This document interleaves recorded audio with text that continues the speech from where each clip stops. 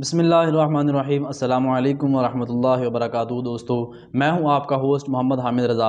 उम्मीद करता हूं कि आप सब खैरियत से होंगे। तो आज आपकी खिदमत में जो मैं टॉपिक लेकर हाज़िर हुआ हूं वो है ISSB के बारे में। बिकॉज़ बहुत सारे कैंडिडेट्स ISSB के बारे में कंफ्यूज होते हैं कि व्हाट इज़ ISSB, ये होती क्या चीज़ है, इसमें क्या होता है, ये कब होता है, क्यों होता है, ये जो ISSB होता है इसका लेने का मकसद क्या होता है, इसका जो शेड्यूल होता है वो क्या होता है, इसमें कौन कौन से टेस्ट होते हैं, जो वहाँ पर टेस्ट लिए जाते हैं उन टेस्ट लेने का मकसद क्या होता है। और इसके अलावा कुछ कैंडिडेट्स को इसके बारे में बिल्कुल भी इन्फॉर्मेशन नहीं होती और वो बेमानी से क्वेश्चन कर रहे होते हैं, जैसे कि ISSB में कब और कैसे एडमिशन लिया जा सकता है, ISSB में एडमिशन लेने के लिए क्या कोई टेस्ट होता है, इसका टेस्ट कैसा होता है। तो मेरे भाई सबसे पहली बात ये है कि यह जो ISSB है ना, ये ना कोई क्लास है, ना कोई स्कूल, ना कोई कॉलेज या यूनिवर्सिटी है, यानी ये कोई भी एजुकेशनल इंस्टीट्यूट नहीं है। तो फिर बात करते हैं कि व्हाट इज़ ISSB। ISSB है क्या चीज़। तो ये जो ISSB है ये मुखफ़फ़ है इंटर सर्विस सिलेक्शन बोर्ड, यानी कि जैसे कि इसके नाम से ही जाहिर है कि ये कोई सिलेक्शन बोर्ड है। अब ये सिलेक्शन किस चीज़ की करता है, ये एक ऐसा बोर्ड है जहाँ पर ऑफिसर्स को सिलेक्ट किया जाता है, ऑफिसर्स की यहाँ पर सिलेक्शन होती है। अब बात करते हैं कि ये कब होता है और क्यों होता है। ये होता कब है, जैसे कि मैंने आपको पिछली वीडियोज़ में भी बताया था कि आप आर्मड फोर्सेज में अगर अप्लाई करने के लिए जा रहे हैं तो उनकी जो ऑफिशियल वेबसाइट है आप वहाँ पर जाके अपनी रजिस्ट्रेशन करवाएंगे। रजिस्ट्रेशन करवाने के बाद आपका कंप्यूटराइज इनिशियल टेस्ट होगा। इनिशियल टेस्ट पास करने के बाद आपका फिजिकल होगा, मेडिकल होगा, इंटरव्यू होगा। अब इंटरव्यू में से जो कैंडिडेट्स रिकमेंड होते हैं उनका आगे ISSB होता है, वहाँ से रिकमेंड हो जाते हैं इंटरव्यू से, उनका आगे ISSB कंडक्ट होता है। अब ये होता क्यों है, ये भी ज़रूरी होता है ऑफिसर्स की सिलेक्शन के लिए। ख़ास तौर पे ये ऑफिसर्स का होता है, जो सोल्जर अप्लाई करते हैं उनके लिए नहीं होता, ये सिर्फ ऑफिसर्स के लिए होता है। अब ये होता क्यों है, ये जो ऑफिसर्स अप्लाई करते हैं यहाँ से तो इनिशियल टेस्ट तो क्लियर कर जाते हैं। अब यहाँ पे उनकी ऑफिसर लाइक क्वालिटीज़ देखी जाती हैं कि आया कि ये ऑफिसर बनने के लायक भी हैं या नहीं। यहाँ पर आपकी officer like qualities such as आपकी साइकोलॉजी चेक की जाती है, आपकी OIR यानी ऑफिसर्स इंटेलिजेंस रेटिंग, हम इसको ऑफिसर्स इंटेलिजेंस परसेंटेज भी कह सकते हैं।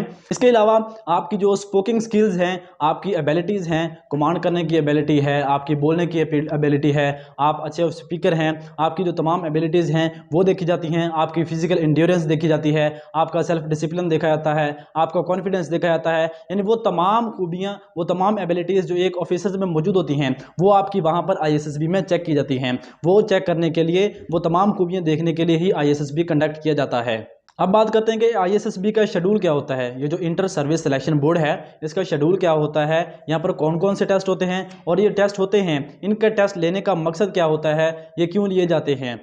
जो ISSB का शेड्यूल होता है 5 दिन का शेड्यूल होता है, जहाँ पर आपके सीरीज ऑफ टेस्ट कंडक्ट किए जाते हैं, आपकी पर्सनैलिटी देखी जाती है, आपकी ऑफिसर लाइक क्वालिटीज़ चेक की जाती हैं। अब ये जो पहला दिन होता है आपका ISSB में जो आपका पहला दिन होता है उसमें आपका कोई टेस्ट नहीं होता। जो पहले दिन आपका सिर्फ और सिर्फ आपका रिपोर्टिंग डे होगा, आप वहाँ पर जाकर रिपोर्ट करेंगे, आपके डॉक्यूमेंट्स की चेकिंग होगी। डॉक्यूमेंट्स चेक होने के बाद आपको चेस्ट नंबर अलॉट किया जाएगा।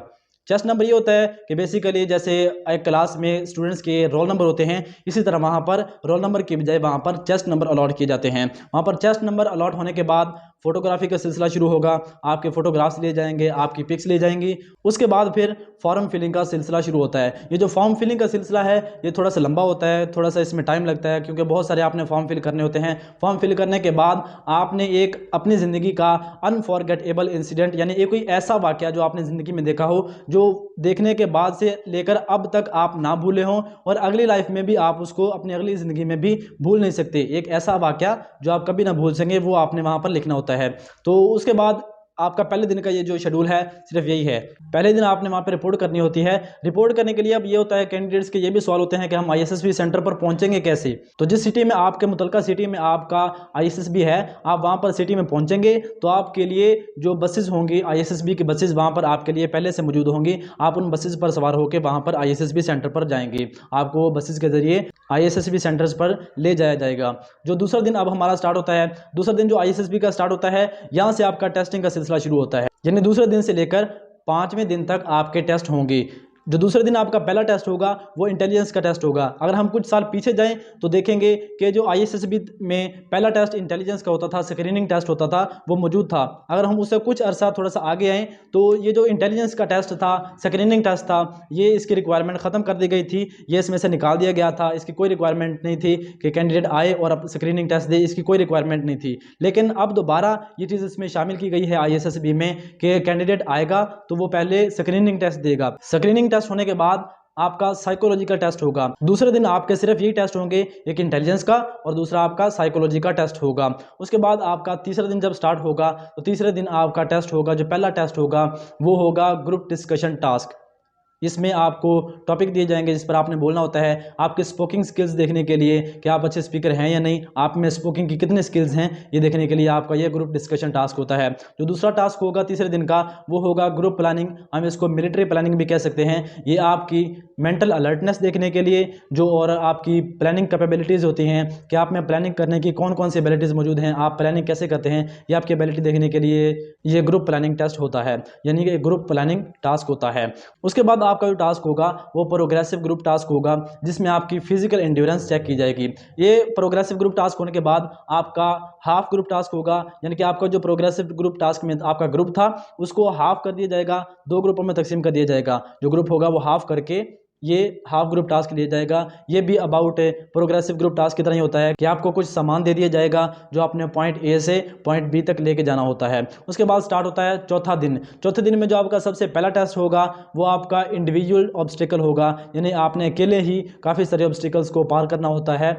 इंडिविजुअल ऑब्स्टिकल के बाद आपका कमांड टास्क होगा। कमांड टास्क जो होता है वो आपकी कमांडिंग एबिलिटीज़ चेक करने के लिए होता है कि आप कमांड कर सकते हैं या नहीं। ये जो कमांड टास्क होता है इसमें हर कैंडिडेट को मौका दिया जाता है कि उसको कमांडर बनाया जाता है और उसकी ये कमांडिंग एबिलिटीज़ चेक की जाती हैं कि ये आया कमांड कर सकता है या नहीं। उसके बाद ये जो कमांड टास्क होता है, कमांड टास्क होने के बाद आपका फाइनल ग्रुप टास्क होता है जिसमें आपका सेल्फ डिसिप्लिन चेक किया जाता है कि आपका डिसिप्लिन कैसा है, आप डिसिप्लिन में रहते हुए ये फाइनल ग्रुप टास्क करते हैं या नहीं।